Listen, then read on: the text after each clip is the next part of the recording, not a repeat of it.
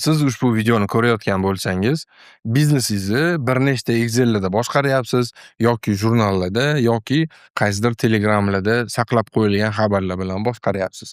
Lekin masala shundaki, buni haqiqatda qanchalik sizga xarajatga, qimmatga tushayotganini hisoblash juda qiyin. Ushbu videoda siz Excel'dan voz kechib, hamma bo'limlaringizni bitta dasturda boshqaruvchi Odoo nima ekanligini tushunib olamiz. Man Amon Olimov, Diffusion IT Consulting kompaniyasi asoschisiman va jamoamiz bilan biz bir necha yillardan buyon bizneslarni raqamli transformatsiya qilish bo'yicha ERP tizimlarni joriy qilishda ishlab kelmoqdamiz. Bugun sizlarga Odoo ERP haqiqatda nima ekanligi, uni plus-minuslarini haqiqatda ochib bermoqchiman. Hech qanaqa reklamalarsiz, haqiqatda foydali video bo'lishiga harakat qilaman.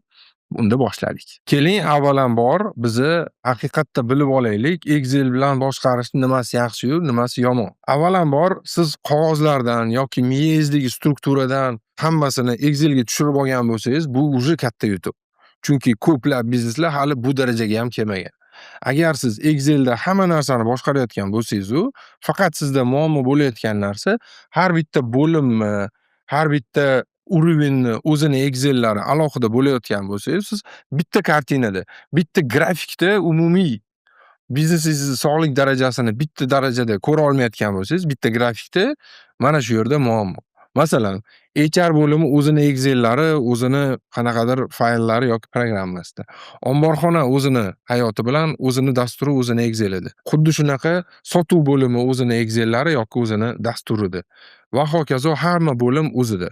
Agar siz bitta muammoni tegini qidirmoqchi bo'lsangiz, har bitta bo'limni Excel'lariga yoki har bitta bo'limni programmalariga alohida tushib chiqishingiz kerak. Hozir qayerdadir o'tirgan, переговорda o'tirgan paytingizda palon narsa qilsa bo'ladimi? Hozir menga palon narsa topib bera olaysanmi deganingizda onlayn javob topishingiz qiyin, telefoningizdan bittada ko'rishingiz qiyin bo'ladi. Aynan bu sizga qimmatga tushayotgan bo'lishi mumkin. Va agarda muammoni qidirayotganingizda bo'limlar bir-biriga solayotgan bo'lishi ham mumkin. Aynan shunaqa holatlarda bitta programmaga yig'ish sizga qulay bo'lishi mumkin. Yokida keling, Excel'dan ham siz yuqoriroq urovenga o'tdingiz, har bitta bo'limlaringizga o'zini super programmalarini joylashtirdingiz, ha?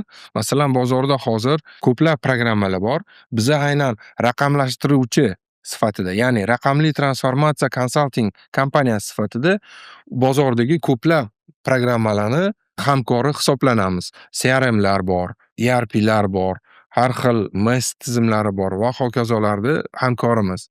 Lekin ulardan hammasidan o'zimiz keng foydalanmaymiz. Nimaga? Baribir A programma bilan B programmani o'rtasida ko'plab programmalarning o'rtasida integratsiya mavjud emas. Integratsiya nimaga kerak? Har kim o'zini bilsa bo'ldi degan joyingizda xato qilishni boshlaysiz. Bizda opitimda bo'lgan bitta holatda aytib beraman. Yirik kompaniya, 100 tacha xodimi bor kompaniyada 7 ta programma ishlayapti. 7 ta programma zo'r qo'yilgan, hammasi o'z bo'limi uchun zo'r ishlayapti. Lekin biznes egasi strategik masalalar bilan shug'ullanib, har doim chet elda, O'zbekistonning har xil regionlarida yurganida, sirazi nimadir savol kelganida bittada savollariga javob topa olmasdilar. Har bitta bo'limga alohida yo Telegramda yo telefonda bog'lanib, yana отчет kutishlariga to'g'ri kelar ekan. 7 ta programmani har biriga to'lovlarini o'zi 1 yiliga $30,000 ga aylangan. Va o'sha yerda hisobladik, bularni hammasini Odoo'ga birlashtirsa bo'lar ekan va hamma bo'limlar bir-biri bilan bog'liq, bir-birini ma'lumoti, bosqichini o'tkazadi. Bo'limlar o'rtasidagi zadержкаlarni, savollarni, so'rovlarni biz Odoo bilan yengib o'tdik va bu yiliga ularga 3 barobarga kamaydi. 10,000 ga tushdi. Yillik litsenziya va xizmat ko'rsatish xarajatlarini o'zi 30,000 dan 10,000 ga tushdi. 7 ta programmadan bitta programmaga tushdi. Bu aynan biznes proseslarni tezlashishiga ham olib keladi. Masalan, sotuv bo'limi omborga telefon qilib, qoluvdimi, bormidi, umidi, bumidi yo'q. Yoki buxgalteriya bilan sotuv bo'limi telefonlashuv yo'q. Hammasi bitta tizimda bo'lganligi uchun integratsiya shart bo'lmagan holatda kerakli ma'lumotni kerakli joyda onlayn ko'rish imkoniyati mavjud bo'ldi. Endi keling, aynan o'zi nima? Nimaga o'ga o'tish kerak degan savolga javob bersak. Men avvalroq aytib o'tganimdek, 15 yildan buyon ITdaman va 15 yil davomida kod yozdik. ITni har xil jabhalarida ishlab ko'rdik. O'zimiz katta tizimlar qurib ko'rdik va oxirgi paytlarda shuni o'zimga xulosa qildimki, velosipedni qayta yaratmasdan jahon standartlarini, xalqaro tajribani bizneslarga olib kirish kerak ekan. Bu o'zimizga moslash mumkinmi degan savolga duch kelganimizda, ha, aynan Odoo'ni tanlaganimga sabab, men yaxshi ko'rib qolganimga sabablardan yana bittasi, любой biznesga moslashuvchan. Sizni biznesingizda nimadir izyuminkalari bo'lsa, bemalol moslashasiz. Ya'ni aksi emas. Siz bir xil dasturlar bor-ku, siz biznesingiz u dasturlarga moslashishi kerak. Agar hamma bizneslar u dasturga moslashsa, demak, sizni toifangizdagi hamma bizneslar bir xil bo'lib qoladi. Sizni ustunligingiz bu yerda yo'qolib qoladi. Yoki yo'q, men o'zimni ustunligimni men alohida dasturda boshqaraman deb turib, yana boshqa yo'nalishlarga o'tib ketishingizga to'g'ri keladi. Aynan Odoo'ni qadriyati ham xuddi shunaqa bo'lgan. 2004-yilda Belgiyada Fabien degan bola tog'asini biznesiga qarasa, kengayib ketyapti. Tog'asiga borib taklif beradi. Keling tog'a, ERP qo'yaylik, sizni biznes kengayibdi, osonroq boshqaraylik. Va o'sha paytdagi eng zo'r ERPlarni qidirishsa, juda ham qimmatli qiladi va bularga moslashuvchan bo'lmaydi. Va do'stlarini yig'ib internetga yozadiki, "Men shunaqa ERP qilmoqchiman, eng dostupniy, eng kuchli va eng moslashuvchan bo'lsin" deb.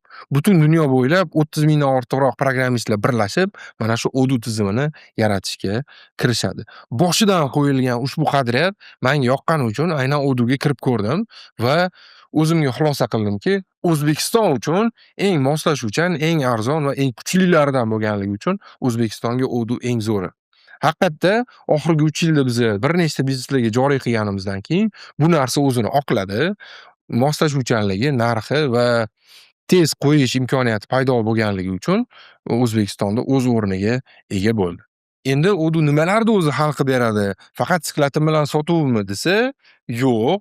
Odoo'da 70 dan ortiq o'zini standartli modullari bor. Bu degani omborxona, HR, sotuv bo'limi, zakupka bo'limlaringiz, procurementlar yoki bo'lmasam shofyorlaringiz yoki mashinalaringiz, veb-saytingiz, onlayn internet magaziningiz, buxgalteriyangiz, finansingiz, yana biznesingizda bo'lishi mumkin bo'lgan istalgan narsani ayting. Istalgan narsa uchun modullari bor. Va ushbu modullarda sizni biznesingizda bo'lishi mumkin bo'lgan 80-90% bo'lishi mumkin bo'lgan ehtimolli holatlar hammasi kirgizilgan. Yo'q, menikida nestandartniy zo'r narsalar o'ylab topganman desangiz, ochiq kodli bo'lganligi uchun Odoo'ni dasturchilari yoki Odoo'ni o'rnatib beruvchilari bizga o'xshagan moslab qo'shimchalar ham yozib berishga bu polniy ochiq. Uning uchun Belgiya yoki Germaniyadan ruxsat so'rab, ularni serveriga qo'yib berishimiz shart emas. Aynan o'zingiz serveringizda qilishingiz mumkin. Ana shu joylari menga yoqqan. Va undan tashqari, agar bunda ham qoniqmasangiz, Odoo'ni butun dunyo bo'ylab, yana aytganimdek, ko'plab dasturchilar, projekt menejerlar, biznes konsultantlar, finansistlar birgalashib rivojlantiradi uchun undan tashqari 60 mingdan ortiqroq qo'shimcha modullari ham mavjud. Bu degani, xohlagancha erkinligingiz bor. Xohlagancha ideyangizni realizatsiya qilishingiz mumkin va sizga cheklov yo'q. Bitta qo'shimcha qilib ketaman. Odoo'ni birinchi qo'ygan loyihalarimizda men O'zbekistonda eng qiyin zadachalarni, eng kuchli ERPlar, Adines va SAP qila olmagan ishlarni olishga harakat qildim. Ular buni olib qila olmagan yoki olish xohlamagan joylarda biz Odoo'da qani qilib ko'raylik, sinovdan o'tkazaylik deb olgandik. Juda ham qiyin bo'lgan formulalar, finansiy modellar yoki texnik jihatdan realizatsiyasi og'ir bo'lgan ishlarni Odoo'da osonlik bilan biz realizatsiya qila oldik. Shuning uchun men hozir qo'rqmasdan jamoamiz bilan istalgan loyihaga kira olamiz. Endi keling, Excel bilan Odoo'ni ishlaganingizni farqini solishtirib ko'ramiz. Agar hammasini Excelda biznesingizni boshqaradigan bo'lsangiz, xomash bo'limingiz alohida, sotuv bo'limingiz alohida ishlaydi. Yana boshqa bo'limlaringiz alohida ishlayapti-da, ma'lum bir zakazning ma'lumotini bir-biriga yoki переделать qilishadi yoki qayta-qayta yozishadi. Ruston yozganligi uchun hammasida har xil xatoliklar qilish ehtimolligi oshib boradi. Odoo'da bo'lsa, masalan, sotuv bo'limi yoki procurementda, zakupka bo'limida qandaydir ma'lumot kiritilsa, shu ma'lumot keyingi zanjirga olib yuriladida, mana shu hech bo'lmaganda boshlanishiga xatoliklar qilish ehtimolligi kamayadi. Bu birinchi bosqich hali. Undan keyin hali yana chuqurlashtirilgan YouTube kanalimga a'zo bo'lib borsanglar, chuqurlashtirilgan videolarda keyslar bilan ochib beraman. Bu narsalarni chuqurroq ochib beraman. Endi keling ochiqcha gapiraylik, Odoo shunchalik zo'rmi va hamma biznesga qo'yish kerakmi? Boshida biza Odooni endi o'rganayotganimizda hamma biznesga to'g'ri kelishini ko'rib qoyil qolganmiz va kichigiga ham, o'rtasiga ham, kattasiga ham hammasiga qo'yishga harakat qilganmiz. Lekin hozirgi paytda opitimdan kelib chiqib, shunday xulosaga keldimki, agar siz 10 tadan oshmagan xodim, bittadan oshmagan filialingiz yoki bir nechta viloyatingizda filialingiz bo'lmasa, hozircha shart emas. Yoki обороtingiz 5-10 million dollarlardan yillik oshmagan bo'lsa, balki sizga bu shart emas. Bozorda boshqa raqamli yechimlar juda ham ko'p. Agar bizga murojaat qilsanglar, raqamli transformatsiyada biza boshqa ERPlarni, boshqa programmalarni yoki ba'zi holatlarda kerakli Excel'larni tanlashga yordam berishimiz ham mumkin. Agar siz hali kichkinaroq biznes bo'ladigan bo'lsa, sizga Odoo kerak emas. Yokida kunlik buyurtmalaringiz soni 20 ta yoki 50 tadan ham oshmagan bo'lsa, bu holatda ham sizga Odoo kerak emas. Boshqa dasturlar arzonroq va tezroq buni bajarib bera oladi. Yokida sizni biznesingiz hali tizimlashmagan bo'lsa, o'zingiz operatsionkada hammasini o'zingiz boshqarayotgan bo'lsangiz ham, sizga Odoo shart emas. Unda kimga Odoo kerak, nimaga Odoo kerak deyotgan bo'lsangiz, mana shu holatlardan tashqari, siz agar 5-10 million dollardan ortiq оборот qiladigan bo'lsangiz, xodimlaringiz 10 dan oshiq, 100 dan oshiq bo'ladigan bo'lsa, filiallaringiz bir nechtalab bo'ladigan bo'lsa, hamma viloyatlarda filial ochish niyatingiz bo'lsa, strategik o'sishni ko'zlayotgan bo'lsangiz, 5, 10, 50 yillik planlaringiz bo'ladigan bo'lsa, siz bemalol katta ERPni o'zingizga qo'yib, katta planlarni qo'yishingiz mumkin. Masalan, O'zbekistonda ham bir necha yillar avval ba'zi bir bizneslarni siz bilgan Korzinka deymizmi, Evis deymizmi yoki shunga o'xshagan Safiya deymizmi, shunga o'xshagan boshqa bizneslarni bittagina filiali bo'lganida yoki endigina 5 ta 10 ta filial bo'lganda, ular 5-10 yillik strategiyani oldinroq qo'yib, o'zlariga katta yaxlit dasturlarni yaratib olishgan paytiga qaytadigan bo'lsak, hozirda qarasangiz, oxirgi 5-10 yillardan beri ularning dasturi tagi o'zgarmagan. Ustida nimadir qo'shimchalar qilishayotgan mumkin, bo'lishlari mumkin.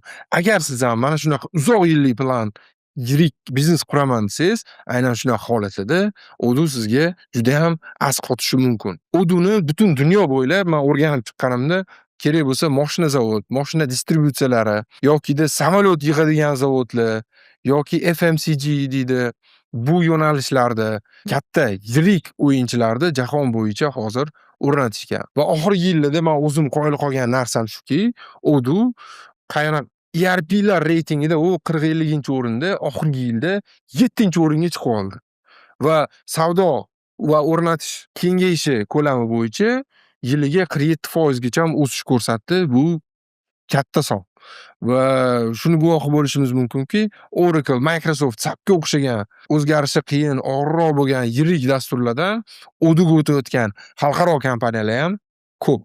Aynan Odoo O'zbekistonda shu narsa bo'lgani uchun ham rivojlanadi deb o'ylayman, chunki oxirgi yillarda O'zbekiston ham jahon savdo tashkilotlariga o'zini eshigini ochyapti va biznes tez transformatsiya bo'lishi kerak bo'lyapti. Aynan biza bir necha yildan buyon raqamli transformatsiyada bizneslarni raqamlashtirishda ishlab kelayotgan bo'lsak, oxirgi 3 yilda eng katta keyslarimizni realizatsiya qildik. Bunga aynan Odoo yordam berdi va qisqa 9 oyda biza Gold partnyorlikka erishdik. Gold partnyorlik Odoo'ning eng yuqori darajali partnyorligi. Hozirgi paytda O'rta Osiyodagi yagona Gold partnyorimiz, O'zbekistondagi birinchi Gold partnyorimiz. Bundan keyin bizning yo'nalishimizda aynan bizneslarga Odoo'ning kerakligini ko'pchilik ko'rgandan keyin bu yo'nalishga kirdi. Birinchilardan bo'lib biza kirgan bo'lsak, hozirda endi yana Gold partnyorlar, mirovoy igroklar aynan O'zbekistondan chiqishi ham mumkin. Shuning uchun agar o'zingizda xalqaro raqamlashtirish yechimlarini qabul qilmoqchi bo'lsangiz, aynan shu ERPni ham bitta o'rganib ko'rishingizni juda qattiq tavsiya qilgan bo'lardim. Lekin endi Odoo qanday holatlarda to'g'ri kelmaydi, nimaga Odoo'ni olish kerak emas degan savollaringiz yana qoladigan bo'lsa, kanalimga a'zo bo'lib qo'yinglar. Biz keyingi videolarda bu narsani yoritib boramiz albatta.